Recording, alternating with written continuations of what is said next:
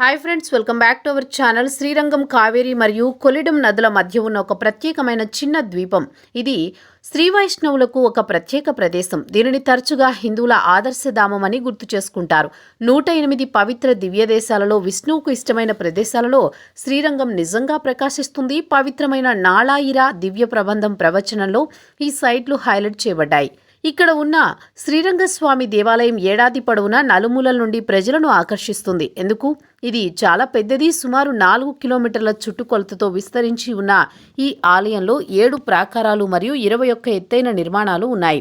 దక్షిణ ద్వారం వద్ద ఉన్న ప్రధాన గోపురం, దీనిని రాజగోపురం అని పిలుస్తారు, మరియు 236 అడుగుల ఎత్తులో ఉంది. అవును, ఇది ఆసియాలో 2వ ఎత్తైన నది. పర్యాటకానికి ధన్యవాదాలు. స్థానిక వ్యాపారాలకు వృద్ధి చెందుతాయి. కావేరీ నదిపై వంతెన ద్వారా ఈ ద్వీపం తిరుచి నగరాన్ని కలుపుతుంది. ప్రముఖ వ్యక్తి రామానుజర్ ఉదయవర్ అని కూడా పిలుస్తారు. ఒకప్పుడు ఈ స్థలాన్ని ఇంటికి పిలిచేవారు. నేటికి అనుసరిస్తున్న మార్గాల్లో ఆలయ సాధారణ కార్యకలాపాలకు మసాలా అందించారు. ఇక్కడ ఏడాది పొడవునా పుష్కలంగా పూజలు జరుగుతూ ఉంటాయి. వైకుంఠ ఏకాదశి, వసంతోత్సవం, బ్రహ్మోత్సవం, శేర్తి సేవ మరియు అరయర్ సేవ వంటి కార్యక్రమాలు ఉత్సాహభరితమైన వేడుకలతో క్యాలెండర్ను సూచిస్తాయి. సరదా వాస్తవం. కవి కంబార్ ఒకసారి తన ఇతిహాసం కంబరామాయణంని ఇక్కడే ప్రదర్శించాడు మరియు అతని మాస్టర్ పీస్పై నరసింహ భగవాను నుండి థమ్స్ అప్ కూడా పొందాడు.